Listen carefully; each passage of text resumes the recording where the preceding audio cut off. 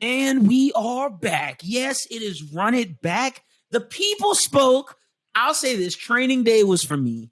Training Day was for me. Zodiac, we didn't get it done.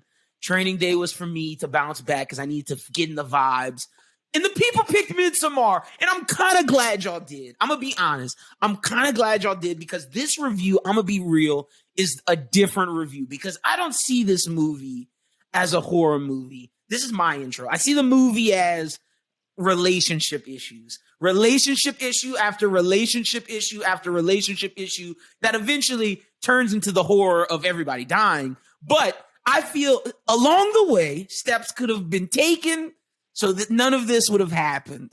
That's just how I feel about it. That's my intro of this movie. How are you gentlemen doing? I'm gonna start with Schubert because his mustache is looking me in the face and I'm loving it. You know, it took me a minute to realize that we were talking about the 2019 Midsommar, not the 2003 Norwegian film.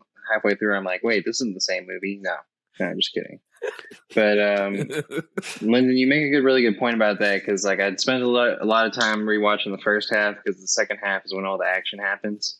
But man, is it not a commentary on modern day relationships in the beginning half? Bruh, like I feel like Ari Aster had like a bad relationship experience. The first half of the movie, and literally the way we normally do this, we go through like the timeline, we do best scene. We're going to do best scene. But for this week with the timeline, I basically just marked down moments of just like, wow, Jack Rayner, you passive aggressive pussy. Like if you would have just said how you felt right here, none of this would have happened. In the beginning. But I'm jumping the gun. It like the beginning felt like the real world. I'm gonna be honest. Like it was a movie. It was a movie 100%. But it just felt like I was watching some numbskulls that I knew in college try to pull hose. Like I'm gonna save my jokes because I got a lot. I got a lot in the beginning portion of the movie. There's red flags. I'm going to point out to all the women viewers, I'm talking to y'all, red flags. If any guy does some of the stuff that happened in the beginning of the movie, you run away. But Ian, how are you doing, sir? This was your first time watching this. To all the people who commented on that poll and chose Midsommar as their choice for this, I hate y'all and I will never be listening to anything y'all have to say again. This was quite possibly one of the worst viewing experiences I've ever had in my life. It was a good movie, but it was horrible to sit through. I was uncomfortable from start to finish. It felt like I was on drugs where I was having a bad trip and I wanted it to be over, but it wasn't going to be over for the foreseeable future. There's no end in sight. I had to get up a couple times and pause it because I was doing laundry throughout it. It was laundry day. So that just prolonged the bad experience. I was down there in the shared laundry room, just changing my clothes over, sweating about what was about to happen when I hit the play button. It was a horrible night, and I'm glad it's over. They could have cut a lot of that shit out of there. I'm gonna be real. Second time watching, Ari Aster was like, what is really good about a scary movies? Suspense. I'm just gonna make an entire movie 2.5 hours of suspense and really eerie music. Yeah. It's suspense and relationship drama, and then it's like action. Y'all are nuts. I've never had a relationship end with everybody dying. And that's what I'm saying. That's where the fantastical stuff happens towards the end. But like the beginning portion is 100% a relationship commentary. Like the first time, Ian, I'm gonna be honest, I felt just like you did. I was uncomfortable the whole time. Me and my girlfriend were watching. She fell asleep, and I'm watching it by myself at night. I'm like, what the fuck? Like they fucking jumped off the shit. Like I'm freaking out. Second time I had some comedy. Second time I was like, oh, this shit's funny. Like this. I had to go turn all the lights on in my apartment, even in the bedrooms that I wasn't in at the time. See, I couldn't do that. I couldn't do that until the movie was over, so I could tell my girlfriend, "Hey, get off my lap and go to bed." Because if I'd have turned them all on, she'd have been like, "Are you coming to bed?" And it was like, "Well, no, I'm trying to watch this movie." So, but I wanted to. But then if I'd have watched it by myself, she'd have been upstairs, and then I'd have been really alone. So I'd rather her on my lap and be like, "This shit is scary," but have someone there to where if anybody got me, she would get got. For me, it was less of being like scared or like having to have lights on and stuff like that, but it was just overall discomfort of having to sit through that movie and just be so uncomfortable. Yeah, just squirming in my seat the whole time. Yeah. Just so uncomfortable, and now going on But the watch back, like I realized that discomfort starts from like the jump, like it is it does. even before the climax of jumping off the cliff, like all that shit is uncomfortable. It's all uncomfortable. Well, they open the movie with Everything. like this, like y'all ever watch Monty Python movies, like the Holy Grail? You know how they do those animations in between the scenes that Monty Python was famous for, like the biblical characters and like somebody's head falls off or something. They open with one of those kind of things, and I was like, okay, what's going on here? And then from that point on, I was like, I want this to be over. It literally showed. Did you realize it showed you what happened at the end? No, I got to go back and watch it. Ian, rewatch it. The little animation thing you're talking about shows you like literally Jack getting burned as a bear. Damn, I must have been like face deep in my and my all rice throughout at that the point. movie, I was eating some Chinese food. All throughout the movie, they show like fucking flashbacks to things. Like there's one scene where it foreshadows Jack's gonna fuck the redhead virgin. Like it's like they have like a little guy with like a Farquaad cut in the painting, and he has like the Renegon going on, being mesmerized, and then they kill his ass. Yeah. So a lot of foreshadowing this. Ari Aster put a lot of time into it, but I will say you could cut down on some of the time. But, I enjoyed this movie. Glad you, the viewer, picked it. We came in second place for getting Sarah Marshall. So, like, we're going to do that. We're going to do that next for sure, because I enjoy that comedy. It's great. But I'm letting y'all know, Rush Hour is coming. I need to do Rush Hour 2 on this show. I just need to. Not even Rush Hour 1. Rush Hour 2. We should do like a sequels deal, because like there's some movies like Rush Hour 2 and Shrek 2 that are just better sequels than they are originals. Yeah, that's a fact. So that's just coming up. But Midsommar, thank you, the viewer, for picking it. And let's get this started. That was our basically our intro, because that's how we do it, our initial thoughts, background. And then, like I said, we do a timeline, but the timeline's going to be different. We're just going to talk about the movie, and then we'll do best scenes. Like I'll go through a list of things that I was like, huh? And then I'll confer with my guys, get their thoughts. That'll be our timeline thing. We'll say the best scenes, who won, who lost, six man, yada, yada, the rest of the show. But all right, background. Midsommar is a 2019 psychological folk horror film written and directed by Ari Aster, starring the great, put some respect on her name, I am now a huge stan. She falls now. This lady falls in the category for me of Amy Adams and Regina King, Queens. Florence Pugh, man. Florence Pugh. Give respect. She's been in like 4 movies. You Saoirse Ronan stan. Shut your mouth about the great Florence Pugh. Did you watch Black Widow? No, you did not. She was the best part of that. So you shut your mouth. Florence Pugh, great lady. She stars in this. Also starring the horrid Jack Rayner. We're going to get to him. Stars William Jackson Harper. You may know him from The Good Place. Hold on, I got to pull up my notes on my phone. On my computer. Will Poulter, I guess, would be your next guy. Will Poulter was definitely my next guy. Also stars Wilhelm Blogren, Ella Tor, Chia, Archie Madalk, and like you said, Will Poulter. Follows a group of friends who travel to Sweden for a festival that occurs once every 90 years, only to find themselves in the clutches of a Scandinavian pagan cult. A co-production between the United States and Sweden, the film was initially pitched to Aster as a straightforward slasher film set among Swedish cultish. Aster devised the screenplay using elements of the concept, but made a deteriorating relationship the central conflict after he experienced a difficult breakup. See, I told you, like, it's too clear as day. Like, this guy went through some shit. Like, this movie 100% is a commentary on relationships. The question I'm going to ask is this: was he Jack or was he Florence Pugh? Because if he was Jack, I feel like he might have been Jack, because he pointed out multiple times Jack should have got out of there. But I'm jumping the gun. We're gonna get to all of that. The music was composed by British electronic musician Bobby Krilic. The film was shot on location in Budapest in the summer and autumn of 2018. Midsommar was released in cinemas in the United States on July 3rd, 2019 by A24, and in Sweden on July 10th by some Swedish film company called Nordis Film. The film grossed $47.9 million and received positive reviews from critics, and many praising Aster's direction and imbues performance, Schubert, you douche. Midsommar grossed 27.5 million in the United States and Canada, and 20 million in other territories, for a worldwide total of $47.9 million. It came out to great reviews, and yeah, that's pretty much background. No real casting what ifs. I couldn't find any. It sounded like Astor really wanted Pugh, and like when he met Jack Rayner, he was like, "This is the guy." So like, I couldn't find anything, but you know, that's the background. Now, Schubert, what you think? What you hating on Florence Pugh? No, I'm hating on Florence Pugh. I think Florence Pugh is great. talk. I just don't. You were saying that she's like, up there with. She's in my heart. Well, that's fine. Yeah, Amy Adams and Regina King. Like, I love those two ladies. She's getting I there. think Florence Pugh's growing on me. She's getting there. Yeah, that's all I'm saying. You know. Also, but this is a Bros Who Binge conversation. I'm gonna save it. I gotta tell you about how I feel about Yaya. Yaya surpassed Michael B. Jordan, and that's a conversation we'll have on another show.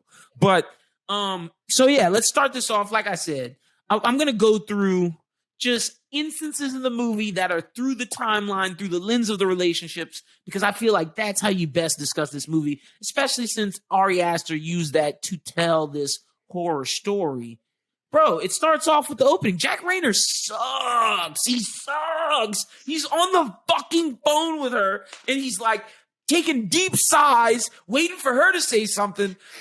If I was on the phone with a girl and I was like, no, wait, how did he do it? He's like, I love you. Like, Yeah, what are you doing, guy? Yeah, like she's like, do you want to hang out later? And he's like, did we make a plan? It's today. Did we plan? Did we make plans? Like, what? Didn't you say that he was like smoking resin and eating pizza? Yeah. Thank you, Schubert, wait. Thank you. Ladies out there watching, if you hear from a man that is outside of sophomore year of college, if he's getting his PhD and he tells you that him and his friend are smoking resin and going to get pizza, leave. Why the fuck was he smoking resin? Do you know? We all know what the fuck that is. Why was he doing that? Like, he's not broke. Bro, go get you a $10 Jeezy and call it a day. Go roll you up a doobie. Like, why are you smoking fucking resin? You're not a freshman or sophomore in college anymore, you douche. And he wants to wants to ditch you. He doesn't want to hang out with you. He wants to hang out with his friends and smoke resin and eat with pizza. Mark and smoke fucking resin. No, you guys just don't what get it. Loser. Smoking resin is economical. Okay, he's trying to get every last bang for his buck. Just because you guys are rich and you come from well-to-do families doesn't mean my man Jack has to live up to your fake socioeconomic standards of what is acceptable to smoke and not smoke. It's not even about that for me. It's just about like, no, girl, I don't want to hang out with you. I'd want to smoke resin and eat pizza. Okay. So I if feel I like said that to my girlfriend, she would be out the door. Is that and what Ian said? It's both of them. Don't you go get $10 and get you a fucking Jeezy, bro. $10. Nah. There's 4 of y'all. I know Black Guy smoking the resin. I know Will Poulter smoking the resin. So if all y'all are smoking the resin, y'all can't get $5 between y'all to go get a fucking Jeezy instead of smoking nasty 2 things resin? here. First of all, nah. I feel like this is real. That other shit, that was a joke. But I feel like they were currently in the process of still smoking the resin, which is why he was breathing so weird. Like, I feel like he was hitting the bong while he was on the phone with her. And that's why he was like, no. That's why he was like, no excuse. Like the closed caption said, like, deep inhale. Like, I feel like that's what the deep inhale was. Second of all, if we're going to compare it to anything, we can compare being a PhD student to being a student athlete. Okay, you're spending all your time in the library or the gym, depending on which person you are. He was not. You don't have time to go get a part-time job because you're going to class all the time. You're busting your balls trying to get your PhD. You have your eyes set on the bigger prize. It's not about the part-time job at McDonald's that I could get for 30 hours a week. I'm going to be poor and suck it up. I'm going to smoke this resin, and one day I'm going to be a doctor, and you guys will just be regular bachelors. End my rant. Yeah. Maybe you are right, Ian, my man. They're getting way too involved in the opening scene of this movie. Well, I mean, then this dude hangs up the phone and is like, with with his friends, and they're like, when are you gonna break up with her anyway? Like, it's just like, you've been on the fence about this for so long. Just rip the Band-Aid. He was like, Gosh, and then like that at was that the point, I'm like, next oh, thing you that know, just I wonder had how me. long they've been dating, blah blah. And then when you get like to Sweden, and they're like, he didn't even know how long they've been dating. They've been dating for 4 years. And he was like 3.5, something. 4 years, bro. That's a It's a long long time. That is a especially for him to have all these qualms with like how she time. feels about like her family. Like he knows a situation like that is out of the ordinary, and that she is legitimately freaking out. And he is literally give no care. Yeah. You're just like, this Dude girl's sucks. always tripping out about something. Dude, At least in the fucking pizza sucks. scene, Mark, the super shitty guy who's smoking the vape the whole movie, he says, you've been trying to break up with this girl for the better part of a year. So at least at that point, we know they've been together for more than a year. And like this guy just can't. And this is peel getting the to my Band-Aid next off. thing. So with that being said, is it time to dive into Mark himself? Because Mark on that phone call wasn't a good guy. You can't be in the background telling me stuff while I'm talking to my girlfriend. That's not kosher. Mark's not kosher. But we're gonna save the Mark stuff because there's some more bad Mark moments. It's just getting started. So I think the moment after Jack Rayner, the initial phone call, has to be seeing the sister kill herself and the parents. Thus, Jack Rayner is still with her a year later. And the question I pose to you, fine gentlemen, when can you break up with a girl after her sister kills her and her family? Oh Like, my God. How long is, like, when is kosher? Like, It's at a that long point, fucking time. this is when I felt for Jack. This was a moment where I was like, well, fuck. You should have got out when that dude told you on the phone to get out. You can't get out now, because honestly, if I'd have got out the whole time, I'm thinking, damn, if she killed herself, it's because I broke up with her. Like, that's just the fucking narcissist that I am, that I would think that. Like, I'm sure men would think that. So I understand this is the one moment, the only instance that I'm going to defend Jack, because I'm like, yo, bro, like, and Jack's the real actor. His name is Christian in the fucking movie, but I know the guy's Jack Rayner. But yeah, I don't know. When's acceptable? Like a year?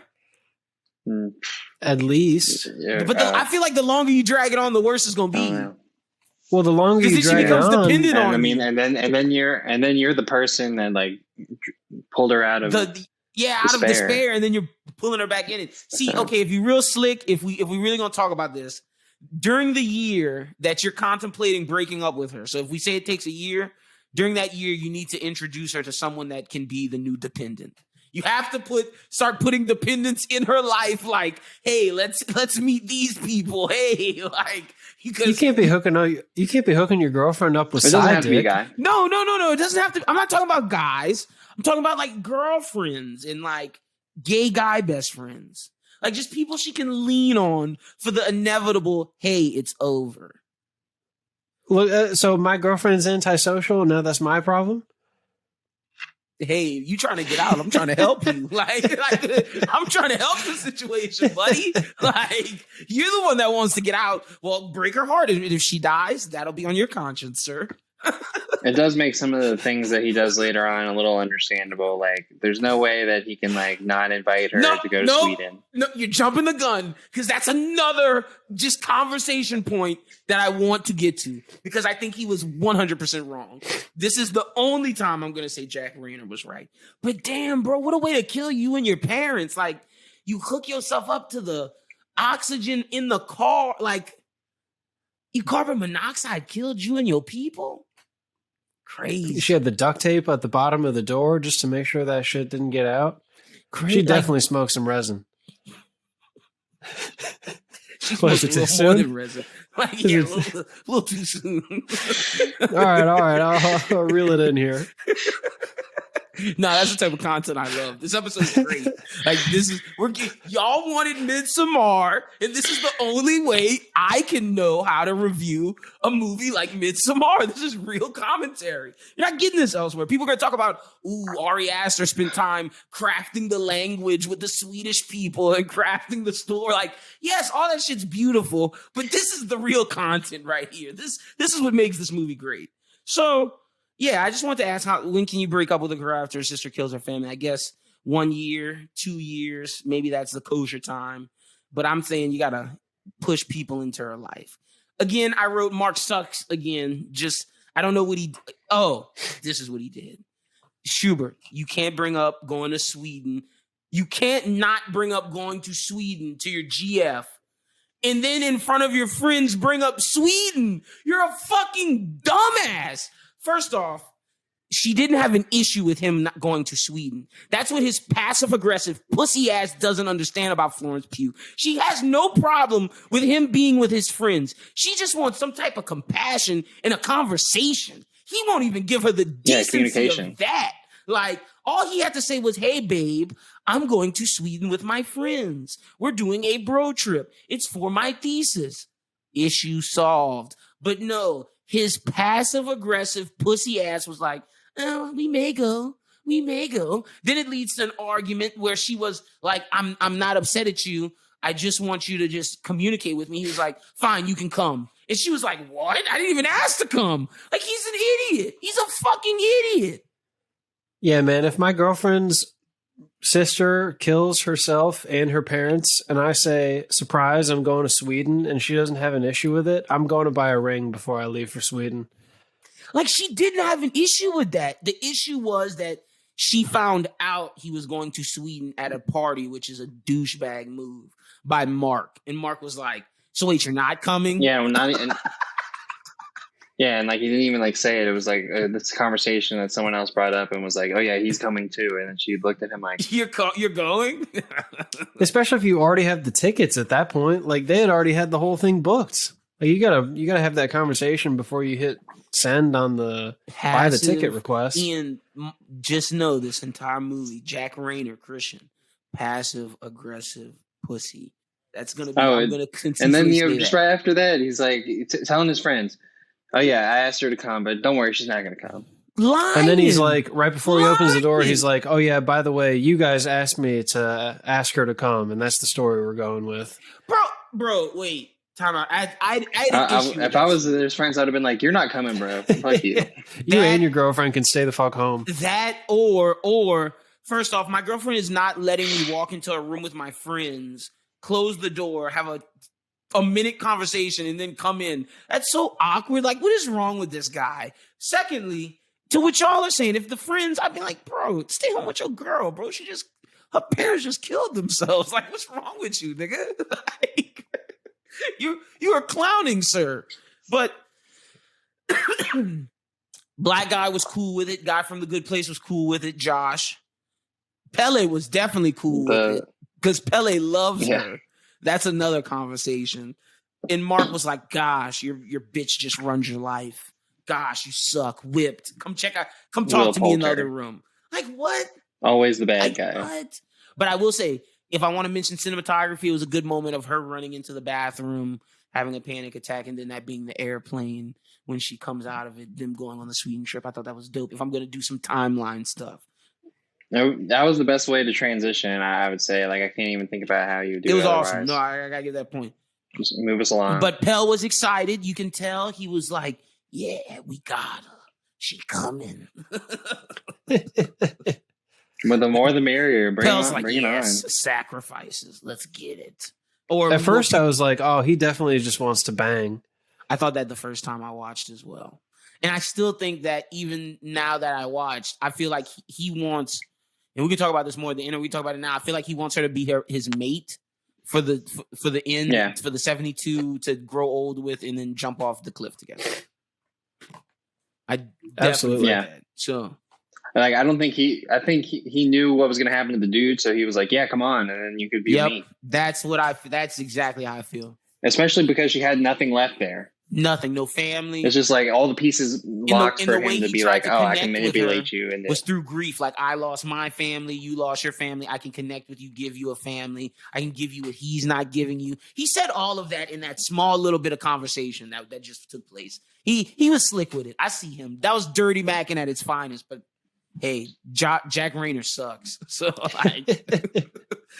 Well, I mean, even like not too far ahead, but a little far ahead, where it's her birthday or whatever, and he's like, "Happy birthday! I drew you this picture." Save that. And Jack Rayner didn't even remember because, like, More thoughts. This whole podcast, I told you this movie is a relationship issue. That's all it is the entire time. Next thing I got. Running in a foreign country on shrooms, mistake. Like she's lucky they found her. She's lucky she's not in some hostel being sold into sex slavery right now. Like in real life, that person was gone. They were out of here. Or she got eaten by some shit in the woods. I don't know what's in the woods in Sweden, and neither does she. Werewolves. Something. Hold on, I skipped something. I'm sorry. Bro, Bears. why did passive-aggressive ass, again, pussy passive-aggressive ass Jack Rayner force Florence Pugh to take them shrooms, dog? That was fucked up. That was fucked up. I thought he said you don't have to do it if you don't want to. And then that's she was like, passive-aggressive pussy should have get Schubert. She told him.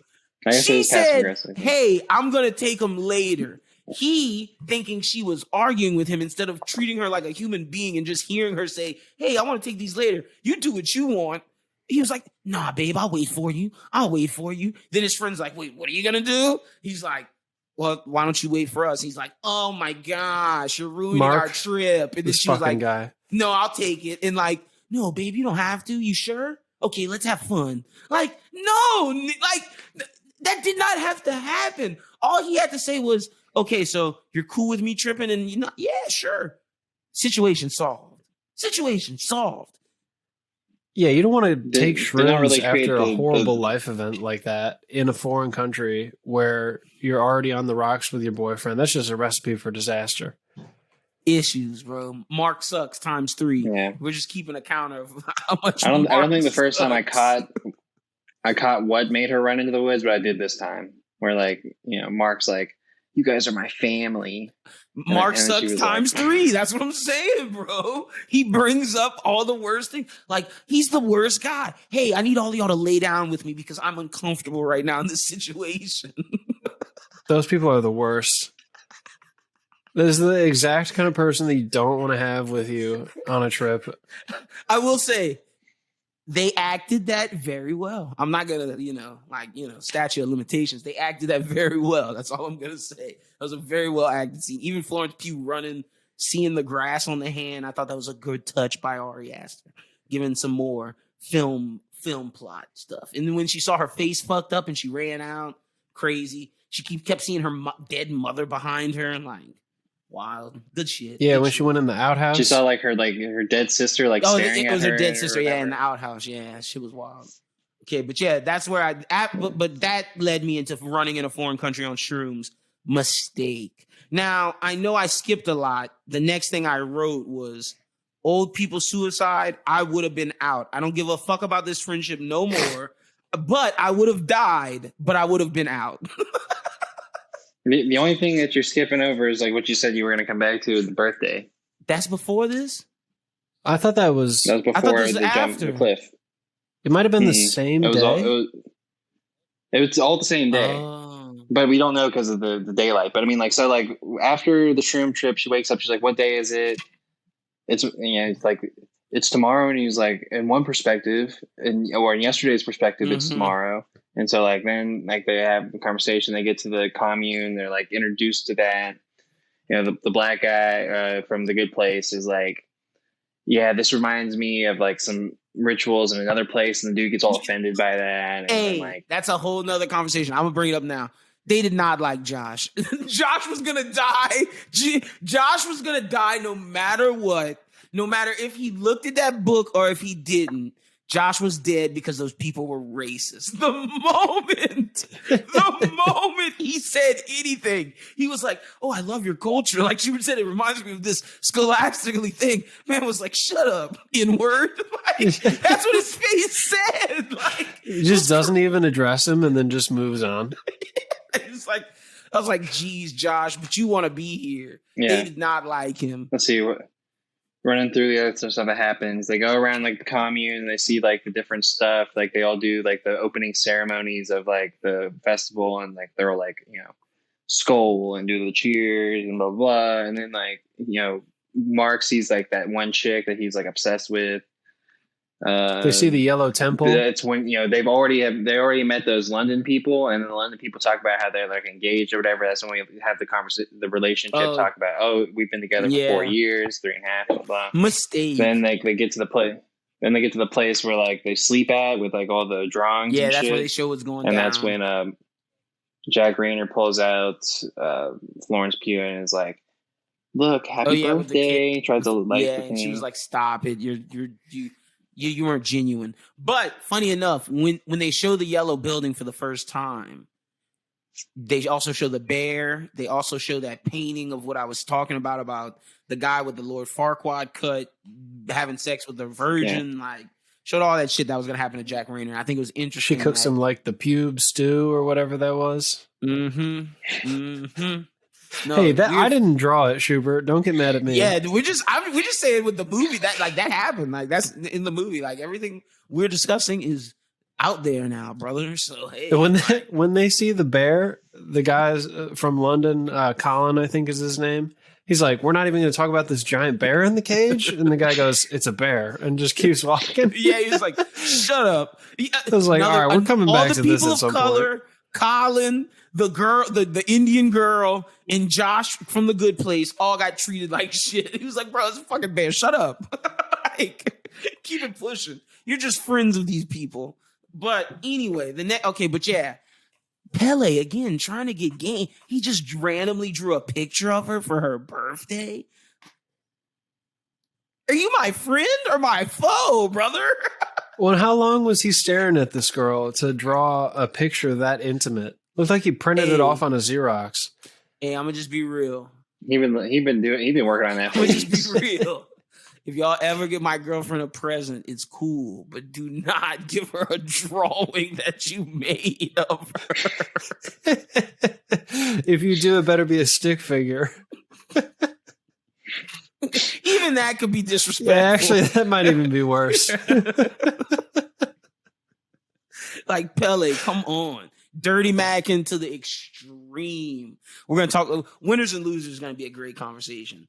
All right, so yeah, the next thing I wrote down, old people suicide. I'd have been out. Don't give a fuck. Fuck you, Pele.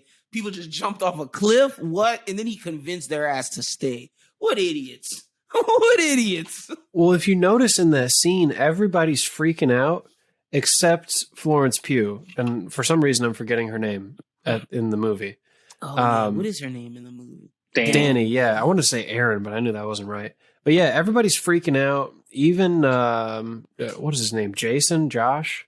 The black guy from... Josh. Yeah, Josh. He's even having trouble with it, and he seems like he knows the most about these kind of cultures. And she's just kind of like, in awe, but also like seems to accept it the most right away. I think that was big foreshadowing for the future. The London people freak out. Yeah, Colin's like, "Nah, man, fuck this. I'm out of here." He had the right mentality. He was like, "Fuck that. Fuck you guys. Fuck y'all. You people are fucked. You're fucked. You're fucked. He's fucked. She's fucked. I'm out." Yeah. That was when the old lady was like, "This is our tradition. I can't wait for the day where I jump off that cliff." I'm like, "All right, well, you go do that then. I'm gonna take my ass back to London." Yeah. Dead. Get him out of here. Shut the fuck up. I remember the first time I watched that, they take forever to get to the point of them jumping off the cliff, and it's all that music and all those people around there, and you're just like, what the hell's going to happen right now? Like, and I remember thinking, I was like, they're definitely jumping off this cliff. And then when it happened, but when it happens, and they show like the chicks the like first one blows face, up, but then the dude doesn't die for the second one, and they bash his head, and I was like, Jesus. And then he's dead. Not just once. And like they have other people come around with the hammer too, and just add insult to injury. It's like, man, this guy's already dead. Now we're just, literally beating a dead horse. It was wild. It was wild. Do y'all stay? Do y'all let Pele convince y'all to stay, or y'all out at that point? See, I'm out, but I'm not making a scene. I'm sneaking off in the night. I'm finding my way back to civilization. I'll follow the moss on the trees or some shit. Yeah, Ian, I think that's the best course of action. I think, honestly, I would not say a word to them, and I would just wait at night, stay away from that fucking tree, which we'll get to, and then just leave. and just run as fast as I possibly can and not stop running until I get to some people who are just decent. Shit is crazy, bro. Yeah, it's over for me. Poor Colin. Out of here. Dude said, fuck y'all. Fuck this. I'm dead. Well, and the worst part about that was the guy was laying there on the ground with a broken leg screaming, and all the other people were like imitating his screams. It's like, not only are you not just like, silently observing this in a respectful manner, and I get they were trying to like, it's a community where like, he feels pain, we feel pain. I get that. But it's like, damn, you're almost mocking him at a certain point. Like somebody's going to do this to you in 40 years. And then how are you going to feel? And they're okay with it, man. Crazy. The next Circle thing I of wrote, life, man. After Pele convinced their ass to stay, they get the English people. They got them. Get them out of here. Gone. See ya. Connie, poor Connie, listening to Colin like, oh, they took him in a truck. What? I couldn't sit on his lap. All the excuses she gave, but she was like, fuck it, I'll wait. No, you should have dipped right then and there. You're dead I'll walk. now. I don't care how many days it takes me. I'll walk. Like, there's no way your fiance is leaving you without telling you. That makes no sense. Unless you're Danny and Jack Rayner. Yeah, I could see you doing something like that. Yeah, that's just wild, man. Like, I couldn't believe that.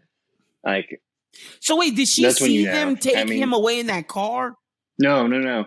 Like, she was there waiting like the next day, and she didn't know where he was. And he goes up to her and is like, "I'm sorry." Like, he already left. Like, there was a truck and there was only 2 seats, and she's like, "No, he wouldn't leave without me." No. Like, I'm talking about, did Danny see them? Who did Danny see leave in the car the night before? I think that was a dream. Because she takes the sleeping pill from Josh, and then she goes to bed, and it cuts to like her waking up, and it's actually nighttime, which is like the only time in the movie where it's actually fully dark. And she gets out of bed, or like she looks over, and they're like sneaking out the door with their backpacks, and they all get in the car and pull off. And then she's trying to scream, but the black smoke comes out. I didn't even want to stop and think about what that was supposed to represent.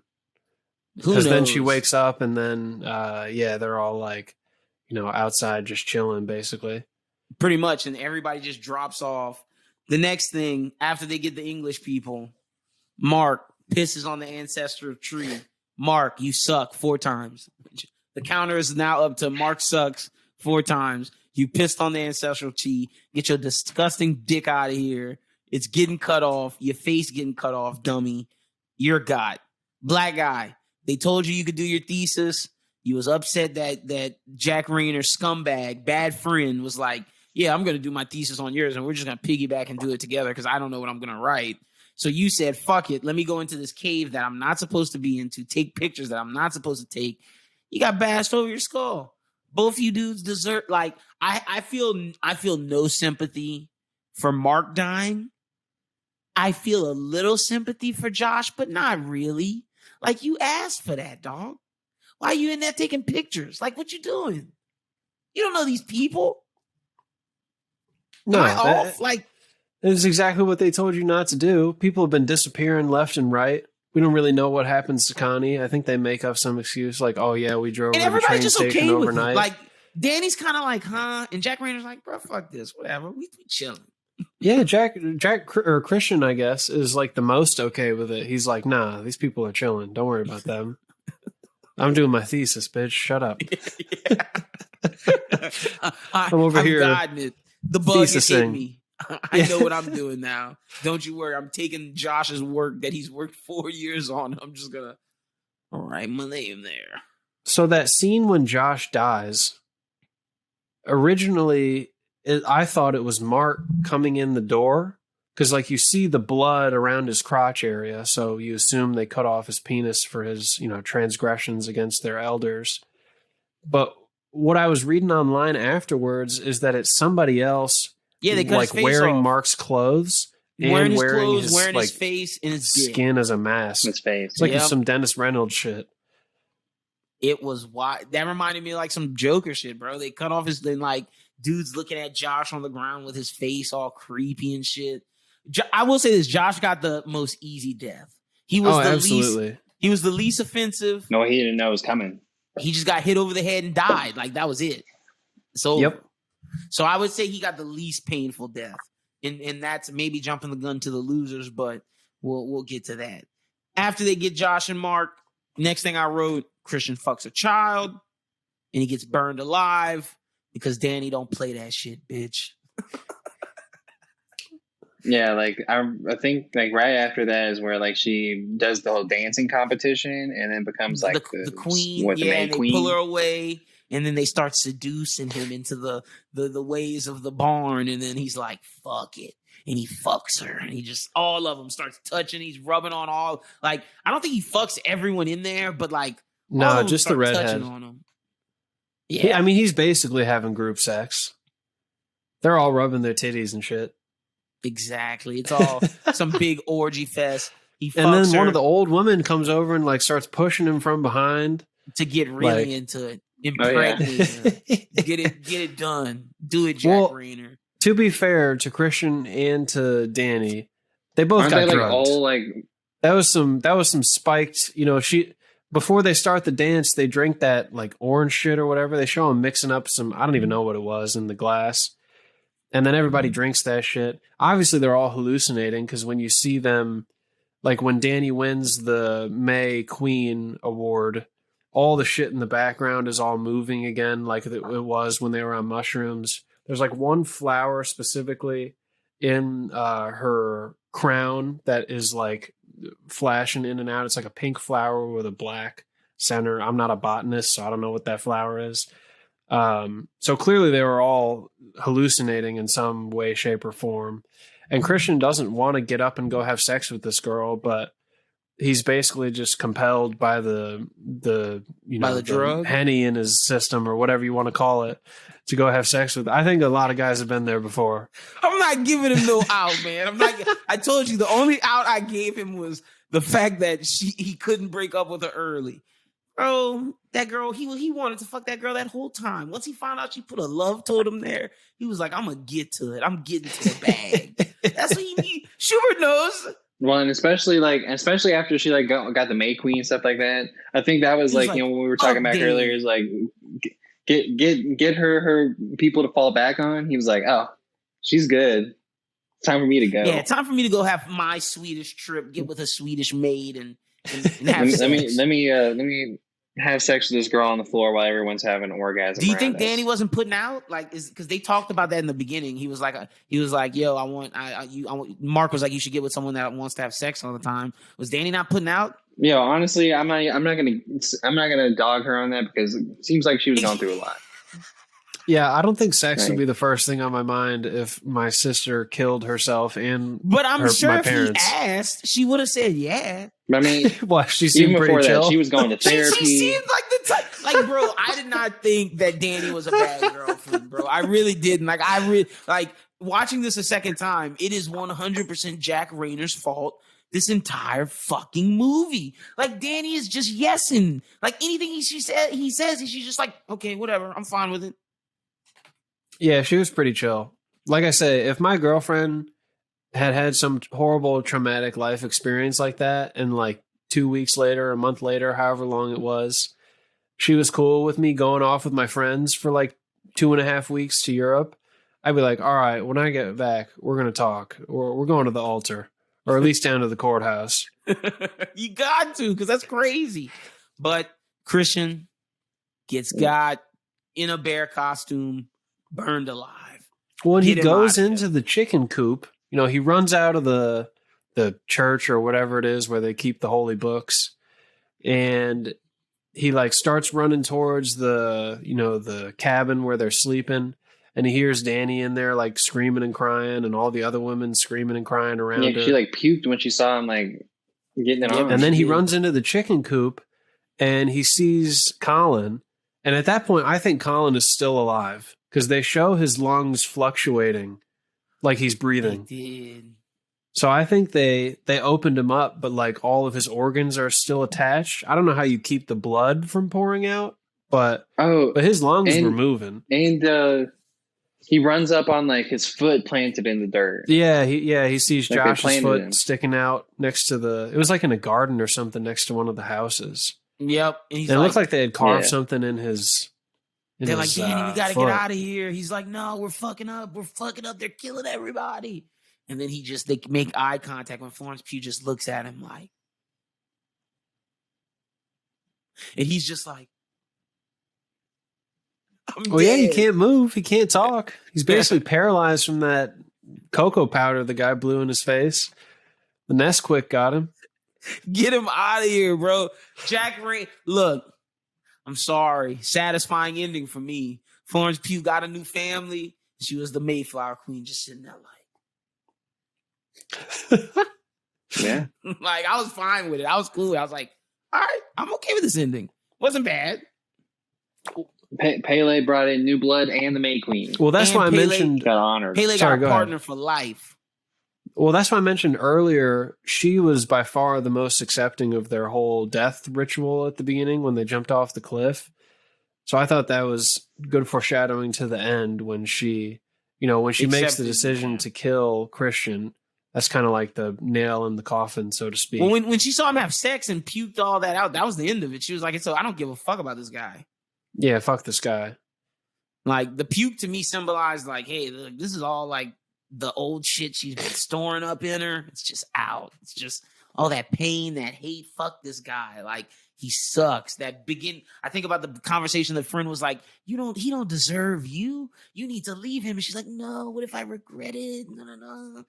And the only instance in a movie where I say this movie was fake was the girlfriend not listening to her friend. Because if the friend's pitching that game, look, I've seen a lot of girlfriends crumble to the best friend, and Danny did not crumble. But in the end, Jack Rayner, dead, out of here. What y'all think was the best scene? Best scene? Is it the end? Probably. I don't think it's the very end where they burn him in the temple. I would say it's probably the scene before that when Christian has sex with that chick and then he runs all around and finds Colin and Josh's body. And the music is just going crazy. Blow the Nesquik in his face.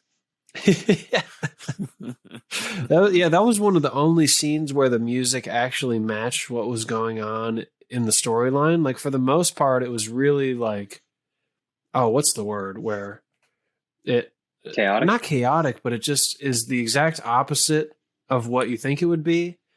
Contrary? Yeah, that's a good word for it.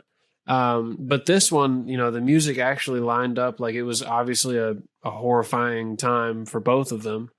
And instead of the nice, Swedish flute music that we've been hearing for the rest of the movie, it was actually like the, horror movie music that we've been waiting for. Yep. Okay. That's the scene you go with. Schubert, you're going with the scene where he burns in the temple? Yeah, probably like the very end or whatever of that, where like everyone's freaking out and then she's like looking at the temple being burned and then all of a sudden it goes back to her face and she's just smiling. That's the scene I was gonna say. She looks crazy. Shout out to Florence Pugh, you killed it, girl. So, all right, that was our best scenes. All right, let's get to who won the movie. I think that's an easier conversation than who lost. Who won the movie? Is it Florence Pugh? This character of Danny? Is it Pele? Who y'all got?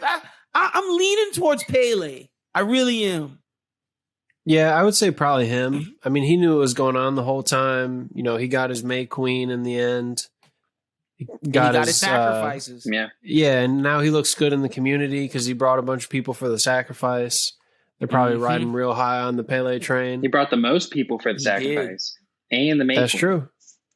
Yeah, I got Pele winning. So, I think he's pretty much unanimous. Yeah, I think Danny wins too. I can't give it to Danny though because she wins, but I mean, like, there's no denying. Did she have a choice in her life? Like you said, she was drugged, and now she's just in it. Like, what if she wake up in 10 years? Like, what the fuck am I doing? Like, you know, she just went through a traumatic experience, and she's just like, going with the flow. Like, I don't know if that's a win, but I feel you because I understand why. Because I thought she was a winner too, but like she would say, Pele's just Well, hear he me just did the out. So, damn thing. like, if she goes, right, and she at one point wants to leave, and Pele comes and is like talking to her, and he's like, "No, look, like my family died, like my parents got burned in a fire or whatever. Now I have this, community of family that's always going to be This there can for be me. your They welcome family. me." So Danny now, even though the circumstances were horrible, she does have like a support group, at least, if not a family, that she can function with and coexist with. And if you think about it, if she doesn't go on this trip and Christian, Mark, Josh, and Pele all go, then she never sees any of them again. She doesn't really ever find out what happens to any of them. There's no police report. It's just like these guys all vanish into thin air. Maybe she tries to reach out to somebody on Facebook or some shit, but there's no internet up there. I don't think Pele's ever leaving the community again, so he's not like running to the local library to check his Facebook messages. No, he's not. So if that's point. the case, then not only is she down her sister and her parents, but now she's also down a boyfriend and just left with the like, okay, this horrible thing happened with my family. And also my boyfriend disappeared in Europe when he was supposed to go on this 2-week trip. So theoretically, she'd have been worse off if that was the case, because then she'd have been left with the mystery of like, what happened with my boyfriend? I like the mystery angle. I do, because that is a great point. But I'm sitting here like, she could have got with her friend on the phone, and like, her friend would have been like, "Yo, let's get some new D." Like, she would have been okay after a while, but immediately in the after effects of that happening, she'd have been fucked up for a while. She would have definitely been suicidal, or at least considering it. Yeah, because then you think like, okay, well, what if he's just ditching me? Like, he just doesn't answer the phone. It's always the what. That's a good point, Ian. Okay, it's not as clear cut. I'm still going with Pele, but I do accept Danny as a response. Yeah, she's like a 1B for me if Pele's 1A. See what you got, Pele? Yeah. All right, let's get to the loser. Who is Jack? Is Jack Rayner the ultimate loser? I want to throw Mark in there. Dude lost. And I kind of want to say Josh, like, just for the fact that, like, bruh, your ass just snuck in. Because he was so excited. You were trying to write a thesis. Like, what you doing, bro?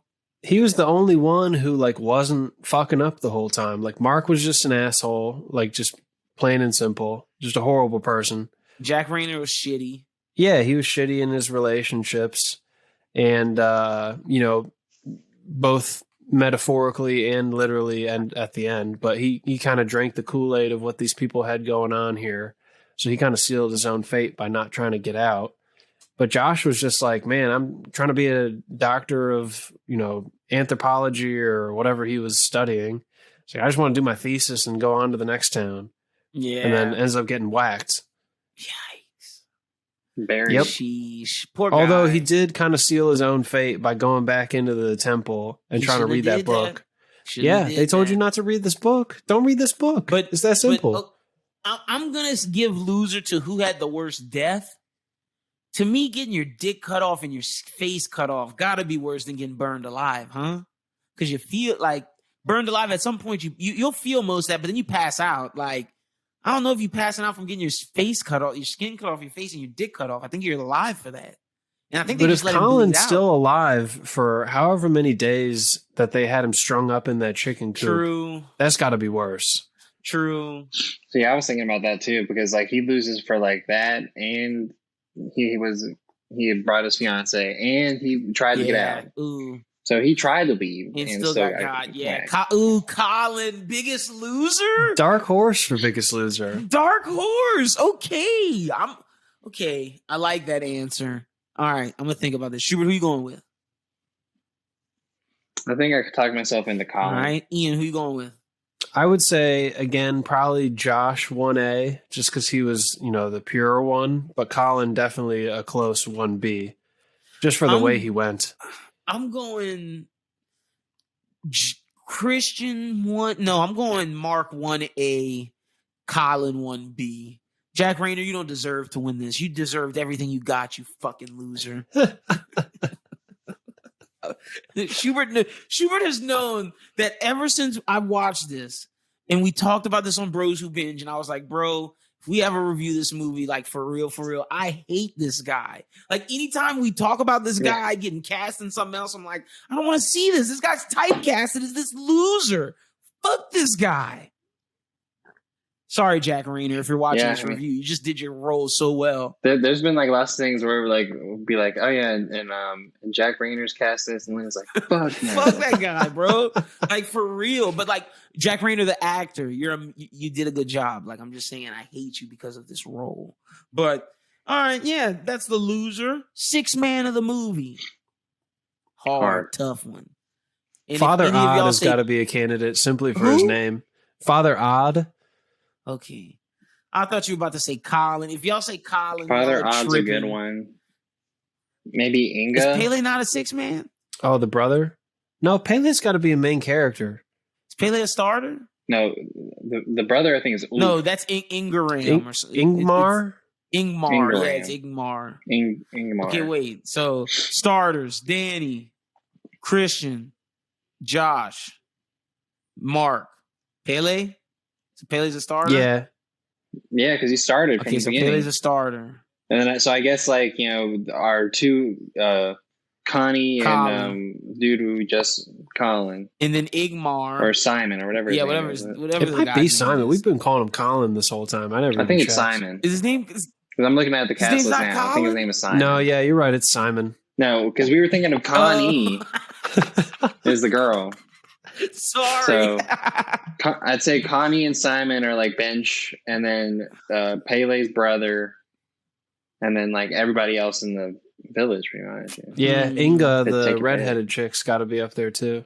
Or no, she was the one that Mark was messing with. What about Father? I like Father. The father you said, the guy who like was the Father lead ceremony. Odd. Yeah, the lead ceremony, Father Odd guy. Or am I gonna give it to? Are we giving it to the redhead girl who fucked Jack Rayner? She the 6th man? Nah, she might be more of like a 12 man. Yeah, she's not a 6th man. Nah, I mean, I think she makes the bench rotation. Is it Ingram? Is Ingram I don't know if she's the 6th man.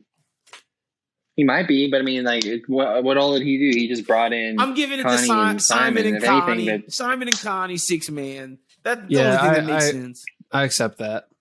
Because like no one else makes sense. Yeah. This is a hard movie to 6 man. I'm telling you, Pele's the real 6th man. It's not really about side characters. It's really Pele's the impetus. Pele's the catalyst for this movie. True. Without Pele, it doesn't happen.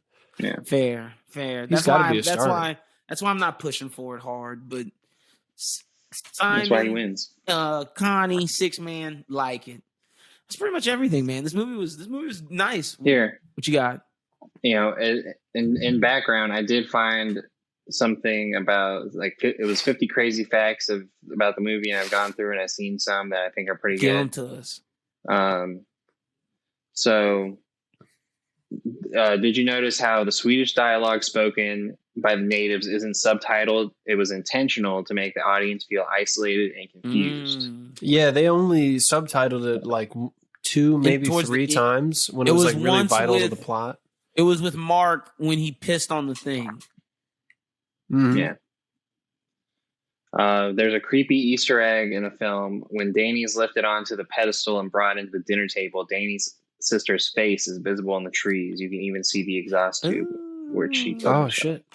And then when they're going through the crowd, she sees her mom like in the crowd, right? Yep. Yeah.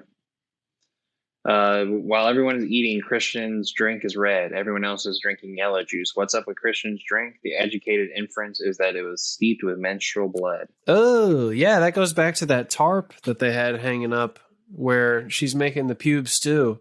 Because it like shows her bleeding at a certain point as well. Stew that he drank. Oh no! Yeah. So he wasn't. That's what I'm saying.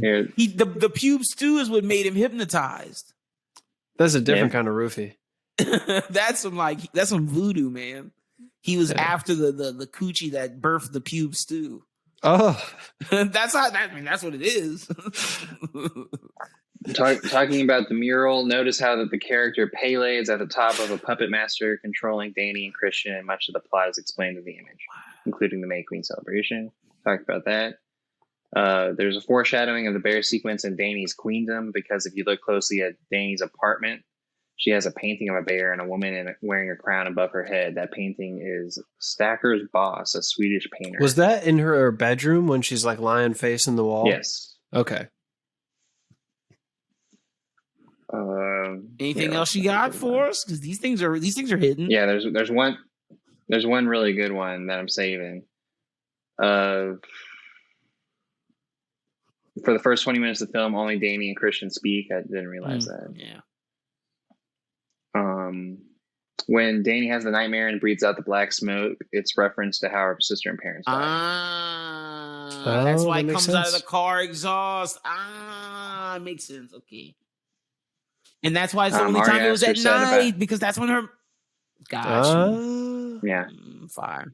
Ari Aster said about the Harga that it's not really a cult, it's a commune. He exactly said, I never called them a cult. For me, they are a community and they are a family. I wanted them to exist as a place with a history and a very clear laws, rules, and traditions. I wanted them to feel very rich and very lived in. They were a cult. It's okay. Potato. Yeah. Whatever you want to say, bro. Is that it? Let's see. There's a bunch in here. So I would say for people to go look at those, because there definitely are. Well, what's the best really one that you were stuff. saving? The best one is pretty much what we've been talking about since the beginning. The screenplay was written after the writer, Ari Aster, broke up with his girlfriend. In many ways, the plot of the film is about breaking up and all the pain and rebirth involved in that process. I'm telling you, he was Jack Rayner. It was about how he pulled the plug, but how he waited too long, and like thinking about the worst situation for waiting too long. He was Jack Rayner. There's no way he wasn't. I don't think he's Danny. If he's Danny, then wow, that girl did him dirty. But the Jack Rayner character just seemed too personal for me. It seemed like that was the one that the most thought was put behind, kind of. Like, even though Danny's the main character, it just felt like Christian was more of the realistic person. That makes sense. I could see that. So, but solid. All right. Let's get to the rating. 1 through 10. Is it taking down the Run It Back king of The Godfather? No way on hell. If this beats Pulp Fiction, I'm letting you know now, we're doing a Pulp Fiction redo of Run It Back, because 8.4 is too low for Pulp Fiction. But let's do this. I'll start with Schubert. Schubert, what's your score out of 10? 7. Ian, what you got out of 10? Oh, see, I was going to say like a 7.3 or something. Somewhere around there. 3. All right. Let me check real quick what I said on Letterboxd, because that kind of helps me decide what I'm going to say now, because my Letterboxd score, I keep my numbers real. Like, I ain't messing up my Letterboxd. Y'all go follow me and Schubert over there. Adam and Lynn BWT. What did I give Mids? Okay. So Run It Back is the fake numbers. No, Run It Back's not the fake numbers, but like Letterboxd, I'm on my critic shit over there. I got to be tough. Now, I'm on my critic shit here, but like, we're having fun. So I gave it a 3.5. I guess that's like a 7. So yeah, I'll go 7 as well. Divided by 3, 7.1. I think that's a good score for this movie. This movie's solid. That's the IMDb score. I think that's our lowest Run It Back scored movie. It might be, yeah. It might be. So okay, that's not a bad thing. Until we do Rush Hour 2. Bro, wait, don't do that. You better not rate Rush Hour 2 anything lower than an 8. Don't do that. You know damn well when Don Cheadle comes out and Chris Tucker has that gun in his face, he's like, I don't give a fuck. What you been in China? You get your kung fu out of here and shoot your ass. It was awesome. It's an 8, but we're not there yet. So 7.1 for Midsommar. There you go. Lock it in. Like I said, next movie we're going to do, if you want to watch it, get prepared for Getting Sarah Marshall. As y'all, if you're not aware, we have a different scale for comedy, because we had an argument on this show. There's no way Superbad could be rated higher than The Godfather. There's just no way. And Ian's very opposed to this other scale. But I think on the comedy scale, Forgetting Sarah Marshall may come close to Superbad. I'm just keeping a bean. Superbad's at like a 9.8 for us, which is like really high, but are either 9.8 or 9.6, one of them. But I mean, it's rightfully so. But Forgetting Sarah Marshall's a damn good movie. So like, I don't. It's got in some ways, a little more substance in the plot. There's a lot there, and that's another relationship conversation movie. Superbad is better than The Godfather. Yeah. Wow, there he goes. We're not doing this. We're not doing this. Do not disrespect Al Pacino with Michael Cera, Fogel, McLovin in fucking. I don't disrespect Michael Cera. I don't even want to talk ill on Jonah Hill because I love him so much. But we're not doing that. We have the comedy scale, the drama, the drama action, that scale, and I'm sure animated's gonna have its own scale because like. Oh my God, we got 3 scales now? We can't rank Toy Story at 9.8, bro. Like, I know that's gonna happen. What, are we opening a Weight Watchers clinic? Schubert, so you're not gonna rank Toy Story high? Are you being honest? How many scales do we need? We're Toy Story high, but I mean like 9.8. We got 3. We got 3 scales: animated, comedy, everything else. Oh my God, give me a break. We might even have a comic book scale because that Dark Knight rating is going to be a big too. I'm going to have to start eating lean cuisines for all these scales that we got. Yeah. All right. Like I said, ladies and gentlemen, Forgetting Sarah Marshall next, and then probably Rush Hour. If I can convince the guys, Rush Hour 2. We're not doing 1. I'm in. I've never seen either of them, so. You had well then we got to do one. At this point, you should expect pretty much any movie you bring up, just err on the side of Ian hasn't seen it, and you'll probably be safe. We got to do 1 then. We can't just jump. We can't jump to 2. We could do a combined 1 and 2 review. It'd be super long, but we could do it. Hey, that's not a bad idea. We'll workshop that. I'm not as dumb as I look. Hey, that's why this guy's doing things. Ian, tell the people they can follow you out on social media, my guy. You can find me on Twitter at IanBWT. You can find me on Instagram at IanHawley12. And you can find me on Saturday watching my Spartans kick the Miami Hurricanes' asses. Nice. Hopefully it happens. Beat them. Hopefully it happens for you. This is y'all's chance. Ohio State lost. Y'all better try to make a move. Big Ten East is for us this year. Y'all are the trash conference. She would tell the people they can follow my God, get out of here. On social media. Go lose to UCLA again. You lost to a Pac-12 team? Get out of here. Aren't there only like 8 teams in the Pac-12 now? Ohio State lost to Oregon, my bro. That's 12. Yeah, okay, Oregon. They're not even a Pac-12 team. They may as well just join the SEC. They got a better shot than Texas at running the table. Hey, leave Texas alone. That's a separate podcast. We're gonna have to bring Ian on for one of those sports segments because he's dropping ammo right now in these college football teams. Yeah. But you can find me on Twitter and Instagram at ashubert14, Litterbox, AdamBWT, Bros Who Binge. Check out our episode from a couple weeks back where we reviewed Shang-Chi. Keep up with what we're doing. We're reviewing Titans and Heels. And maybe Long Halloween. I don't know when we're doing that. Yeah. Did you watch Kate? At some point. Oh, yeah. Nice. I watched Kate too. Okay. Well, yeah. We'll be talking about that. So I guess we're talking about Kate too. So you can catch that on this week's Bros Who Binge. But make sure you check back on some of the older ones who did review some good stuff. That's a fact. All right. You can follow me at LinBWT. Follow Bros Who Think at Bros Who Think. By the time you hear this, Anime Talk will be out. There's a new One Piece discussion out. Bros Who Think podcast, audio only for the past 2 weeks is out. Video's just been just seeing some of the YouTube. I'm doing some right now. Just the YouTube, I'm trying to make it the best product for y'all and to see what y'all like the best. So don't you worry. This thing's going to be on the YouTube for forever. But y'all make sure y'all check all that stuff out. Follow us, audio, video. And yeah, man, like I said, Forgetting Sarah Marshall, that's next. I'm excited. That means we're going to have to do fucking Get Him to the Greek soon with Jeffrey and the wall. And that's a shared universe. It's a shared universe, but I mean, like, you're not a Get Him to the Greek fan? No, I mean it's fine, but I mean, like, if we're gonna do that and we're gonna do Rush Hour 1 and 2, then we gotta do like all 6 Star Wars. I'm telling you, it's coming. 9. Like the MCU run is gonna happen soon. Like we're gonna do 20 MCU, but we're not gonna do them all in a row. We're gonna spread them out. I can give you a Star Wars 1 through 9 take right now. Stop. Overrated. Don't do that. Wow. See, you're gonna hurt Schubert's feelings. Don't do that. Some of them are It's a underrated. product of being one of the original sci-fi movies. We're gonna Otherwise, it would discuss not have been so highly rated. the Star Wars review is coming. Y'all be on the lookout for that. But like I said, forgetting Sarah Marshall next. We're getting out of here. Y'all have a good one. Peace.